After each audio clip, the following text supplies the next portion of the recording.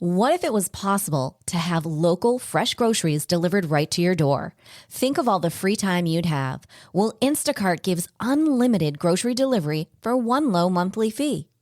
Forgot that special ingredient in your favorite dish? Instacart can deliver it to your front door in as fast as 1 hour. You can shop multiple stores, see deals in your area, and save time and money. I've been using Instacart for over 3 years. I started using them in Arizona, and I'm using them here in Florida. I love the time-saving convenience. They pick the freshest products, and they keep my eggs safe too. To receive your first delivery free, follow the link in the show notes so that Instacart knows that we sent you and to help support the show. Instacart. Never step foot in a grocery store again. The mind's intimately connected with our sense organs. There's no question about that. And the sense organs are directly wired to your vagus nerve. And the vagus nerve is directly wired to every important thing in your body. So there you go. Your mind is directly wired to every important thing in your body.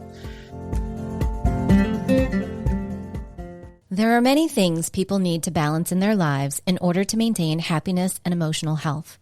You need to look after your romantic, spiritual, and physical needs to keep them in balance. When feeling down, seeing an intuitive advisor could be the optimal way to get back on track. An intuitive reading session could be the tool you need to reduce the ambient noise in your life and focus on things that truly matter, growing, finding clarity, and empowering your life. Head over to jenniferpilates.com to claim your special intuitive email reading. Again, that's jenniferpilates.com.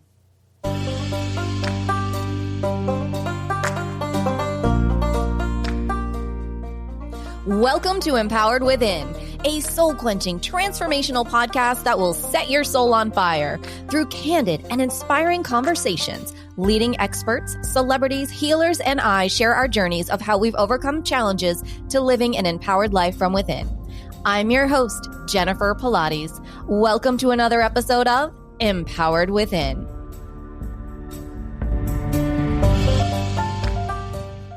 Hello, everyone, and welcome to the show. Today's guest, Victor Briere, the co-founder of Pacific Coast Ayurveda and International Institute of Ayurveda, where he serves as a NAMA-recognized Ayurvedic doctor and Kundalini yoga teacher.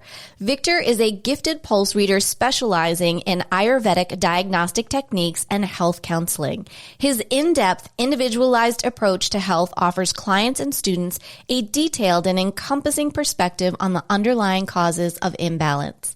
Victor's approach to wellness emphasizes the role and importance of lifestyle and dietary balance. He offers the support often needed to successfully address the root cause of illness and restore the body to balance. Welcome to the show, Victor. Thank you for having me, Jennifer. Yeah, thanks for coming.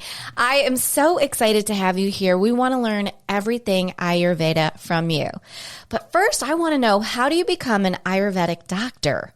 So if you're in India, then you go to 5 to 6 years of school, like an MD. Okay. But if you're in the United States, it looks a lot different because there's not the same kind of education here that there is in India. So about 10 years ago, you did 2 years of schooling, and that made you an Ayurvedic practitioner. But now, actually, Ayurvedic doctoral programs have come to the United States. And so now it's about 4.5 to 5 years of training to become an Ayurvedic doctor. Wow, that's so incredible.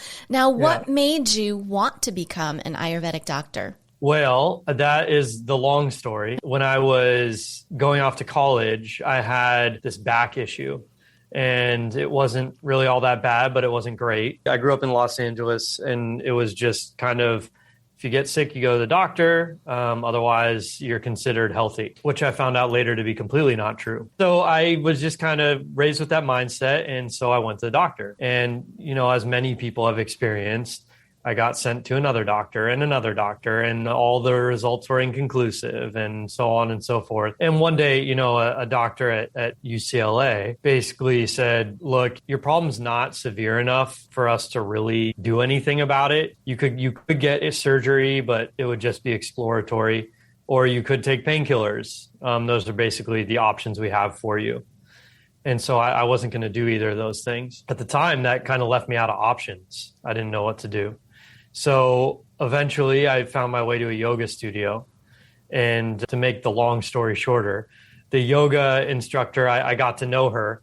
And after a few sessions, I did a private session with her. And within about 2 weeks, my problem was gone. And this was a problem I had had for years. That really opened my mind. I realized that there's a whole different way of approaching health and wellness that I had not really adventured into before previous. And so I started kind of exploring more, and that led me to Ayurveda ultimately. Ayurveda is the sister science of yoga. So they are intended to be practiced alongside each other.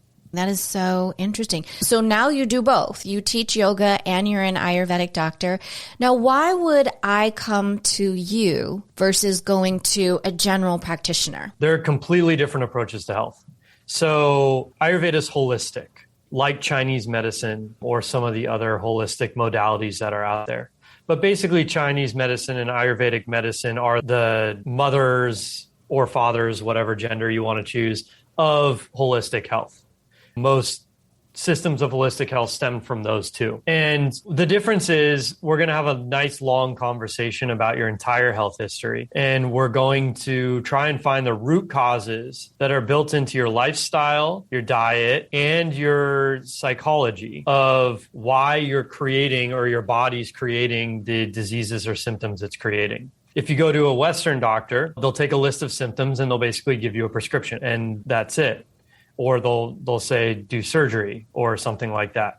But Ayurveda we're gonna comb through everything you do on a daily basis, and we're gonna identify what's contributing to causing the imbalance you're having. So, like for example, let's say you have acid reflux, very common disorder, right? Right. You go to a Western doctor, you're probably gonna get either told to go buy Prilosec or you're gonna get prescribed Nexium or something like that. Right? Mm-hmm. And that'll be it. And they'll make no dietary changes. Maybe some will, right? And they won't talk about stress and they won't talk about anything like that. And you'll be in and out the door in about 10 minutes. If you go to an Ayurvedic doctor, then we're going to talk about your food habits. And that's why a lot of people don't like coming to us. Right. So all the things contributing. So if you're eating a bunch of tomatoes and onion and garlic and coffee and alcohol and so on and so forth, those things are causing the acid reflux. So we want to eliminate the cause. And if you're stressed out and so on and so forth, then those are all causes of acid reflux. That makes sense. Do you ever prescribe as an Ayurvedic doctor? Technically, we're not allowed to even use the word prescribe because of the AMA's rules. Okay. But we suggest herbal formulas, things like that, but not prescription medicine. Okay. We don't deal with that. Okay, so it's totally going inward to heal you from the inside out, pulling it all together, body, mind, and spirit. Absolutely. I love that. Yeah. Tell me about, because I only know a little bit, and I'm so excited to learn more from you, about the doshas. Am I saying that correctly?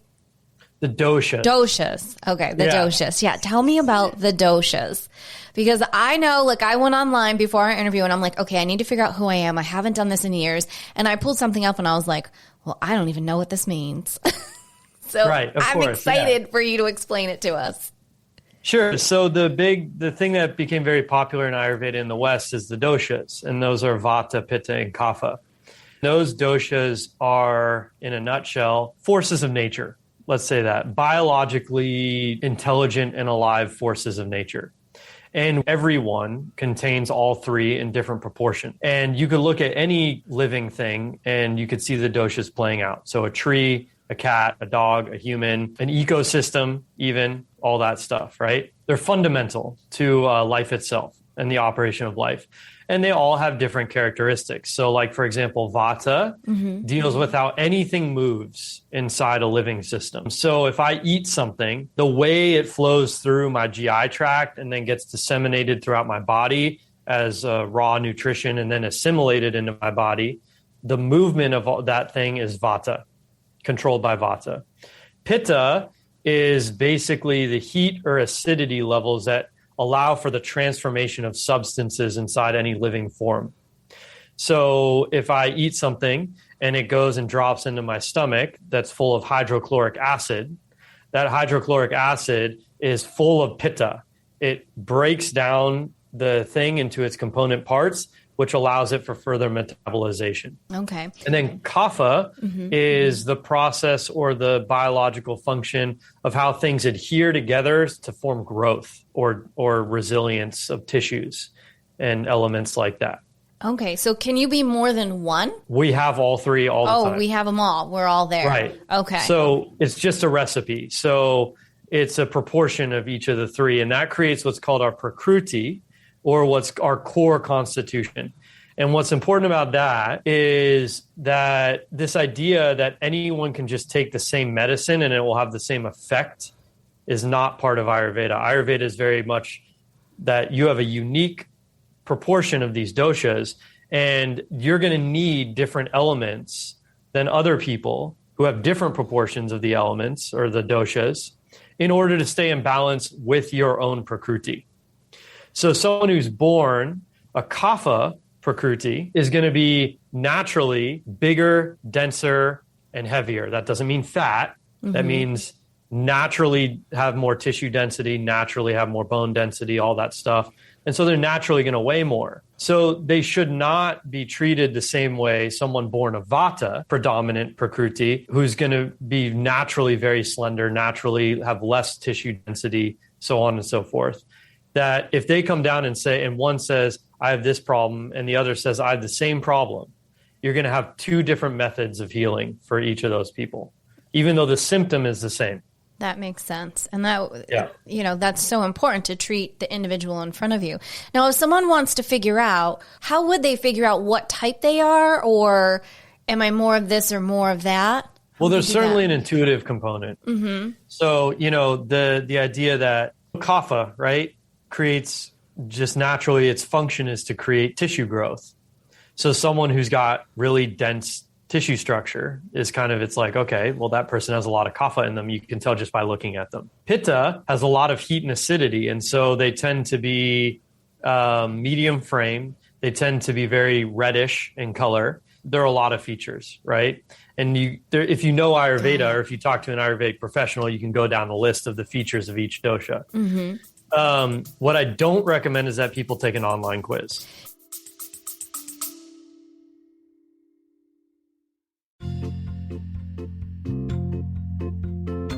Are you ready to lose inches, increase strength, and tone your body from head to toe? Are you ready for a total body, mind, and spirit transformation? I am excited to announce that I am launching my exclusive 8-week Pilates Return to Life training program. This will give you an opportunity to have a total body, mind, and spirit transformation of health and wellness to a new lifestyle. Imagine in 7 days you will feel a difference, in 14 days you will see a difference, and in 8 weeks you will have your new Pilates body. So what do you say? Want to join me on the mat? Head over to jenniferpilates.com today. Space is limited. Use this special promo code EW and the word special, EW special, to receive $200 off while space is available. Head on over to jenniferpilates.com and I'll see you on the mat.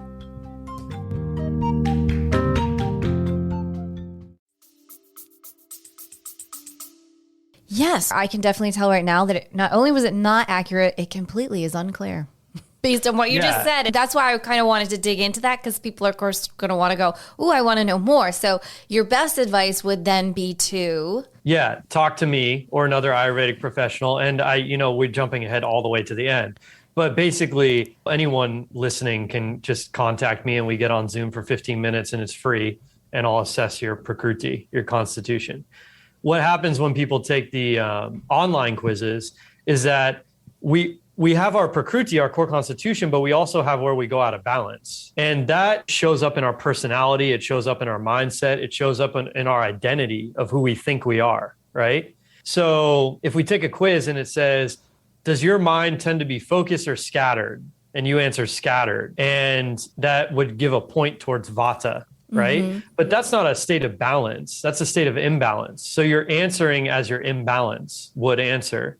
And then at the end of the quiz, it says, hey, you're a vata type. And it's like, no, you're not. That's actually your imbalanced state. So the last thing you want to do is start identifying as a vata when really that's just identifying as an imbalanced part of your lifestyle. I think that's super important to know because mine, for instance, when I did it, and I'm glad we're having this conversation, it said catabolic vata and metabolic pitta. That was it. I don't know what quiz you took, but that's why I don't like that stuff. Right. It was inconclusive and didn't do that. So I'm glad. So if we need to know about this, if we want to know more, then definitely everyone's going to be Zooming with you. So hopefully we'll have you all zoomed up soon. Yeah. Let's zoom it up. Let's zoom it up. I love it. Now, let's also talk about a bit about the vagus nerve. Okay. I've learned my heart. Yeah, I've learned a lot about that the last couple of years. So I would love to dive into that and how that works for the body and how we should really tune into that to help, especially in these stressful times that we're living through. Okay, so that's a deep topic. The vagus nerve, for those who are not familiar with it, is the biggest nerve in our body, and it's a nerve bundle. So nerves come in bundles. It runs from your brainstem, connects to all your sense organs and all your vital organs, all of them. It's super important because it's the mind-body connection, basically. Ayurveda says that your mind is connected intimately with your sense organs. So that's easy experiment, right? Look at something that scares you and look at something you love, and it will completely change your mentality in a heartbeat, right? Right. So the mind's intimately connected with our sense organs. There's no question about that. And the sense organs are directly wired to your vagus nerve. And the vagus nerve is directly wired to every important thing in your body. So there you go. Your mind is directly wired to every important thing in your body. So every thought you have, every feeling you have, every stress you have, every relief you have gets translated through the vagus nerve. And it's really the parasympathetic nervous system, through that parasympathetic nervous system. And your entire body and biology feels it intimately. So there's no such thing as it's just in your head. That's ridiculous. If it's in your head, it's in your heart, it's in your liver, it's in your bladder, it's in your kidneys, it's everywhere. And that has profound health impact. Profound. More profound than the protein shake you drank earlier, or more profound than, whatever vitamin B that we all love to focus on so much that isn't doing what we think it's doing. So what that means is that, and run an experiment with yourself. After listening to this podcast, go out into the world and start noticing the effect that just people have on you, or events have on you, or the person who cut you off on the road has on you, and how quickly your biology will change in a heartbeat, based on some simple stress, some comment someone made, some look someone gave you. And you'll notice that if it's a positive experience, then maybe your heart rate drops and your breath rate drops and your body calms down and you relax. If it's a negative experience, your heart rate increases, your breath rate increases, your digestion comes to a halt, your mentality completely changes, everything seems threatening, right? And we're constantly bouncing back and forth between these states. So that is what's really having a huge impact on your body, more so than anything else. And that's controlled largely by this vagus nerve. How can we keep our vagus nerve in check? You don't want to keep it in check. It's helping. So your vagus nerve needs to be strong, very strong, and it needs to function very well to be healthy. The vagus nerve is part of what's called the autonomic nervous system, and it's called autonomic because a lot of things happen automatically. In an auto way, right? Stuff we don't think about, but that's happening constantly in our body. And that autonomic nervous system is always monitoring the environment, whether we're aware of it or not. And the things that happen in the environment, including our internal environment, right? So if I eat a cheeseburger, fries, and a Coke, that's considered very threatening to my body. And my autonomic nervous system stresses out. It says, we have to deal with the threat now because basically I just ingested poison. So then it sends a message to our vital organs saying, adapt to this threatening situation. And to do that, you might release adrenaline, which will stress you out, right? And then because that's all wired up to our mind, right? I'll feel stress and then look around and I'll invent a story that person's not safe, but really my stress just came from what I ate, or vice versa. Right? Mm-hmm. Interesting. I see someone who actually is kind of shady looking, and then that translates into a threat. And then I go and eat something, but my digestion's already shut off, and the body's like, no, we can't deal with this right now. Right? So that's all part of the autonomic nervous system. And the vagus nerve is what controls the switch between threat and safety. threat and safety, threat and safety. Okay. So when we're feeling not safe and the heart rate is up and the anxiety and the panic, what can we do to get better in tune and calm down? The first thing is to acknowledge that I feel threatened. So the tendency is to blame the external, right? Right. The tendency is to say, that person over there is doing something, right? And sometimes it's true. And we don't want to vilify the feeling of being threatened. So if there's a threat, you got to deal with the threat. But a lot of the time we're making it up, a lot, like way more than we like to admit to ourselves, right? Because it's not always a threat like someone's approaching us who's going to physically harm us. We consider a lack of eye contact threatening. We consider gossip threatening. We consider, you name it, right? And that's all based on our personal trauma history. So I might say, oh my God, I'm so stressed out. And you might say, why? What? And it's like, did you see that person over there? They're giving me the stink eye. And you're like, no, they're not. Right. So you're perceiving one reality and I'm perceiving a completely different reality. And that's all based on our personal pasts. So that's mine. It's mine. So I need to say, I feel threatened, not you should feel threatened because I feel threatened. Right. But that's our temptation. So that's one, acknowledge that. Two is assess the situation. Is there a real threat present? And is my reaction to that threat in proportion to its threateningness?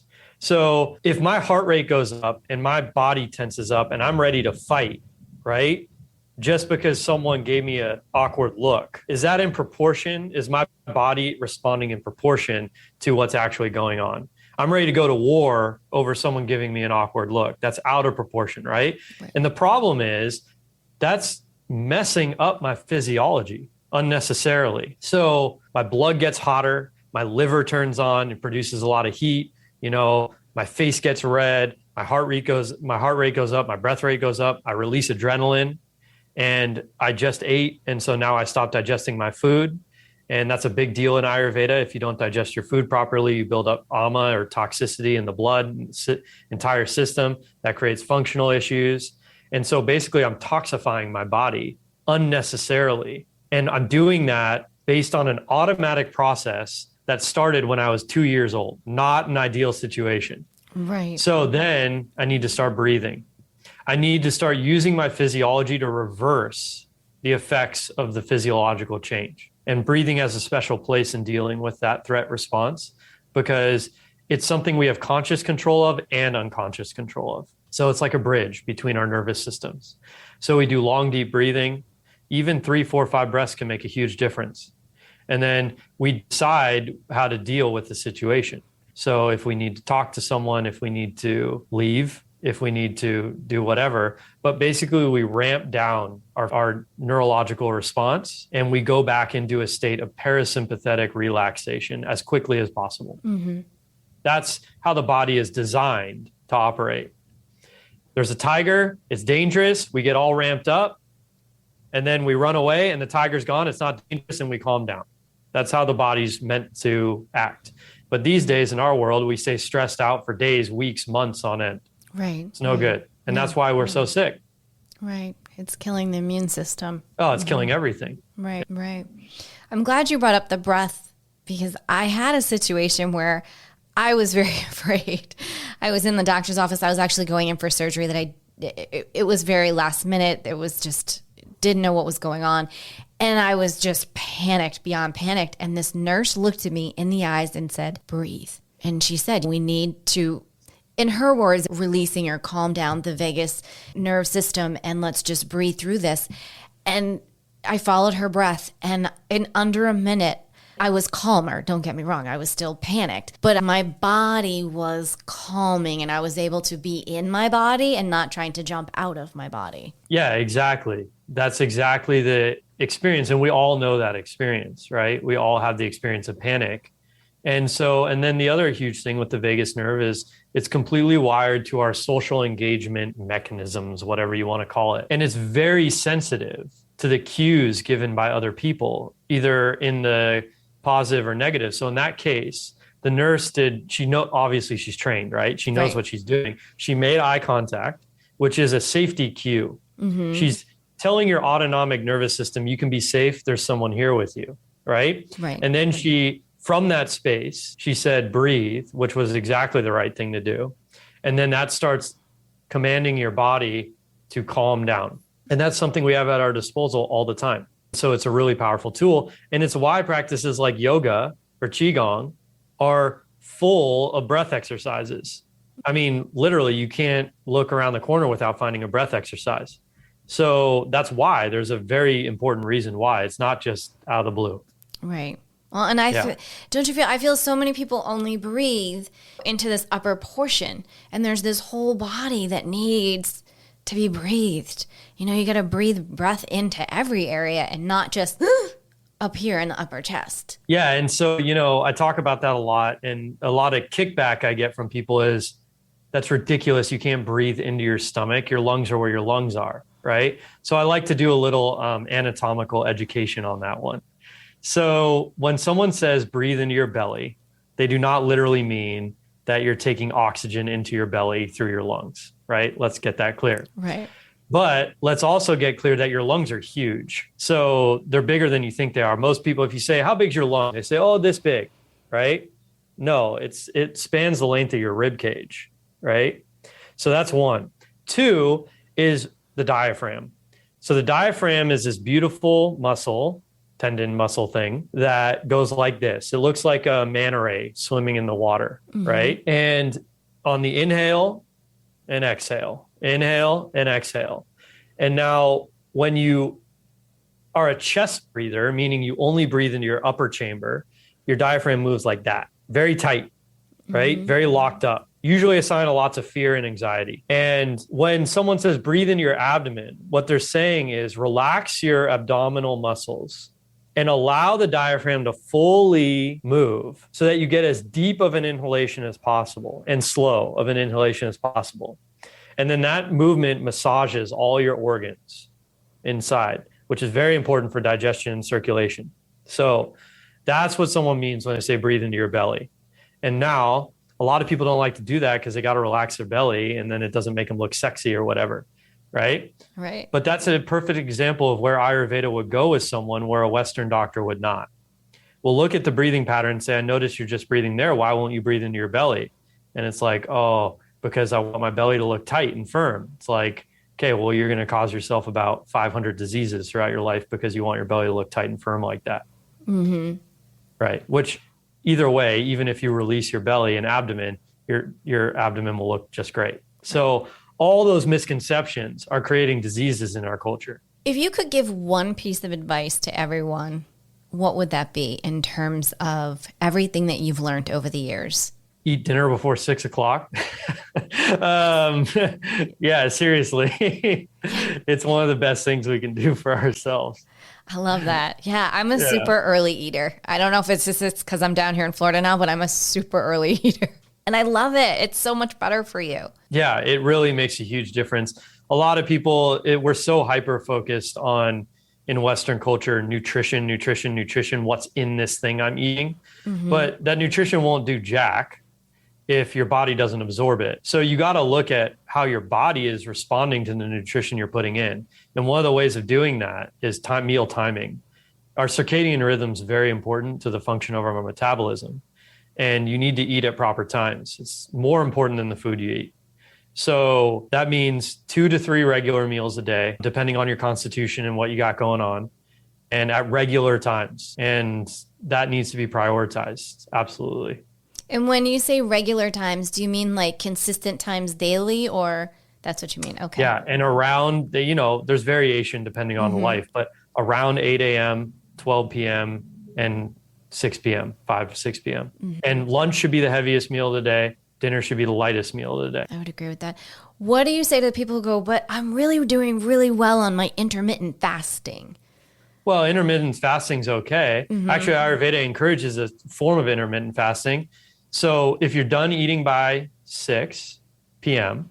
and you don't eat until 8, that's 14 hours of fasting. There you go. There's your intermittent fast. Right. No snacking. Right. But it's the intermittent fast at the right time because you should be fasting while sleeping. So that's when your body does the vast majority of its repair and rejuvenation is while sleeping, and de-inflammation or anti-inflammatory stuff, all that. And so you don't want that 14 hours of fast to be between the hours of, or your waking hours. That would not be good. So what you don't want to do is eat at 10 p.m. at night and then eat at, lunch the next day and then eat a huge dinner. That would be terrible for your system. Mm-hmm.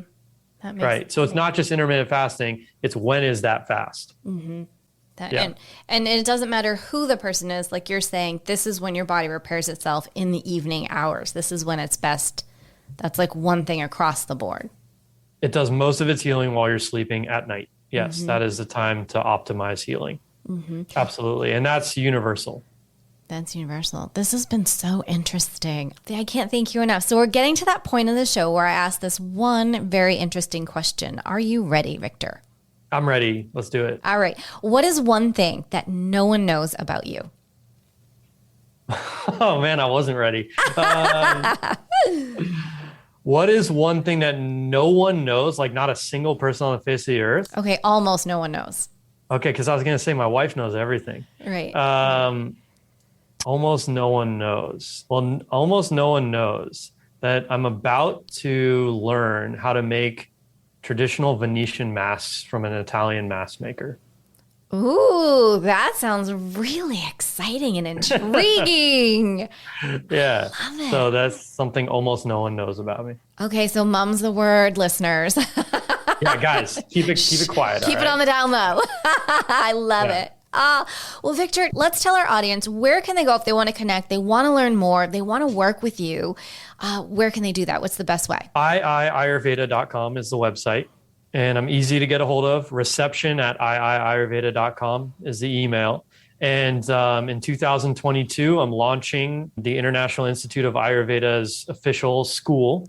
So if you want to become a professional Ayurvedic person, then you can look into that. And I'm happy to talk to you about that. And we're also launching our Ayurvedic coaching program, which is if someone's interested in coaching techniques, like life coach techniques, we do that with an Ayurvedic spin. So that's a cool program. That's really cool. And is that going to be in your new school as well? Yeah, that'll be a program in the new school. In 2022. Wonderful. Well, that is all awesome. And all of that information will also be in the show notes, everyone. So you can head over to jenniferpilates.com, click the podcast, and all of that information will be right there for you.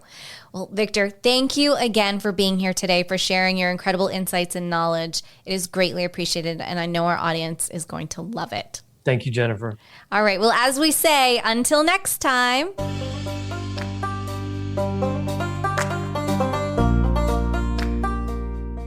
Thank you so much for tuning in to another episode. Please remember to rate, review, and subscribe to Empowered Within with Jennifer Pilates. Your feedback is important. It helps me to connect with you and gives me insight into who you are and what you're enjoying about the show. For today's show notes and discount codes from today's sponsors, head over to jenniferpilates.com.